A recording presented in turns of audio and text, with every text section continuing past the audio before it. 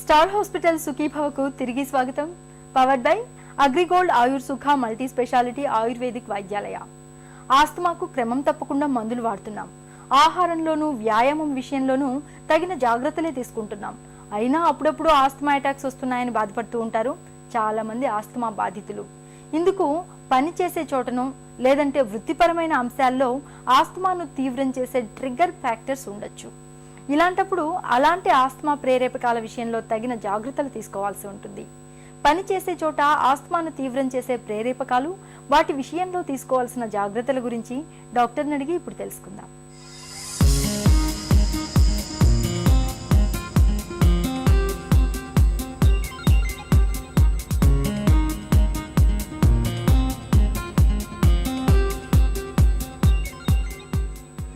Occupational asthma అంటే ఏంటి? మనం పనిచేసే ప్రదేశాల్లో ఉండే వాతావరణానికి మనం రోజు ఎక్స్పోజ్ అవ్వడం వల్ల వచ్చే ఆస్తమాని ఆక్యుపేషనల్ ఆస్తమా అంటాం. ఇది రెండు రకాలుగా ఉండొచ్చు. అంటే మనకు అంతకుముందు ఆస్తమా లేకుండా మొదటిసారి ఆ ఆక్యుపేషన్లోకి ఆ వర్క్లోకి వెళ్ళిన తర్వాత మొదటిసారి ఆస్తమా వస్తే అదొక వెరైటీ ఆఫ్ ఆక్యుపేషనల్ ఆస్తమా. అలా కాకుండా మనకి చిన్నప్పుడెప్పుడు ఆస్తమా ఉండి అది క్విసెంట్ అంటే బయటికి రాకుండా, అంటే ఈ మధ్య మనకి ఎప్పుడు ఆస్తమా రాకుండా మనం ఒక కొత్త వర్క్కి వెళ్ళినప్పుడు మనకు కొత్తగా ఆస్తమా మళ్ళీ రావడాన్ని అది కూడా ఆక్యుపేషనల్ ఆస్తమా అంటాం. పనిచేస్తున్న వాతావరణం ఆస్తమాను ఎలా ప్రభావితం చేస్తోంది?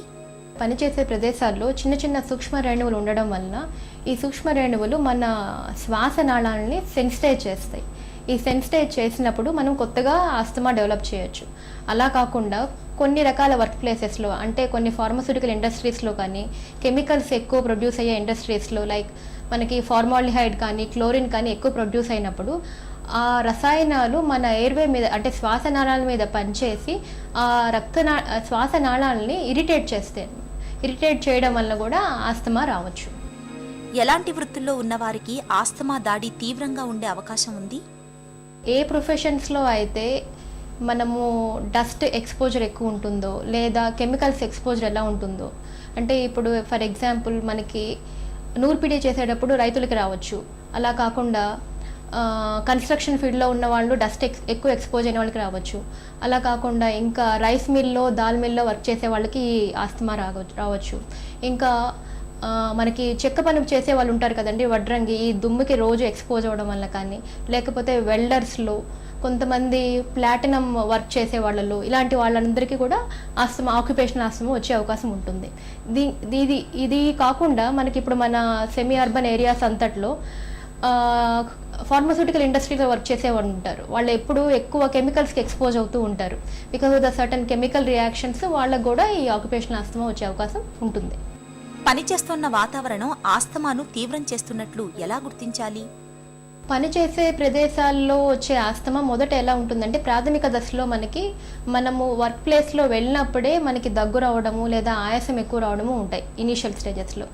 అలా కాకుండా పోను మనం ఆ దగ్గు ఆయాసాన్ని మనం నెగ్లెక్ట్ చేసినట్లయితే మనము వర్క్ వెళ్ళకపోయినా అది డిసీజ్ సివియారిటీ పెరుగుతూ ఎప్పుడైనా ఉంటుందన్నమాట.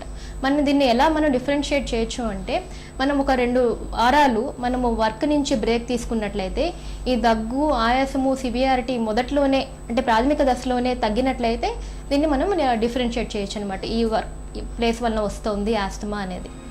ఆక్యుపేషనల్ ఆస్తమాకు ఎలాంటి చికిత్స తీసుకోవాలి? ఆక్యుపేషనల్ ఆస్తమా ట్రీట్మెంట్ వచ్చి నార్మల్ ఆస్తమా ట్రీట్మెంట్ లానే ఉంటుందండి. నార్మల్ ఆస్తమా ట్రీట్మెంట్ లాగా ఇన్హేలర్స్ వాడాల్సి ఉంటుంది. అది కాకుండా మనం కొన్ని జాగ్రత్తలు తీసుకోవాల్సి ఉంటుంది. అంటే ఏ వాతావరణంలో అయితే మనకి ఆక్యుపేషనల్ ఆస్తమా వస్తుందో సాధ్యమైనంత వరకు ఆ వాతావరణాన్ని అవాయిడ్ చేయడానికి ట్రై చేయాలి.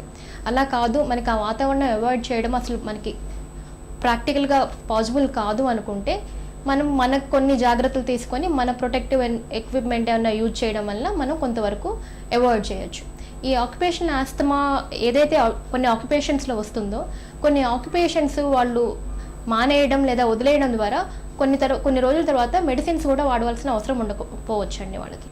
ఆస్తమా తీవ్రం కాకుండా ఉండేందుకు పనిచేస్తున్న చోట ఎలాంటి జాగ్రత్తలు తీసుకోవాలి? ఎలాంటి వర్క్ ప్లేసెస్లో వర్క్ చేస్తున్నాము, అదే కెమికల్ రియాక్షన్స్ ఎక్కువ ఉన్నట్లయితే ఆ కెమికల్స్ని సెపరేట్గా ఐసోలేట్ చేయడము, లోకల్ ఎగ్జాస్ట్ వెంటిలేషన్ ప్రొవిజన్ కల్పించుకోవడము, లేదంటే certain use of face mask కొంతవరకు మనము అవాయిడ్ చేయొచ్చు. అలా కాకుండా ఆ సర్టన్ సిచ్యువేషన్ కెమికల్ రియాక్షన్ జరిగినప్పుడే మనకి ఆస్తమా వస్తుందంటే ఇమీడియట్గా మనము స్టెరాయిడ్ ఇంజెక్షన్స్ తీసుకోవడము, బ్రాంకోడైలేటర్ నెబులేషన్స్ తీసుకోవడం వలన కొంతవరకు మనం అవాయిడ్ చేయొచ్చండి. పని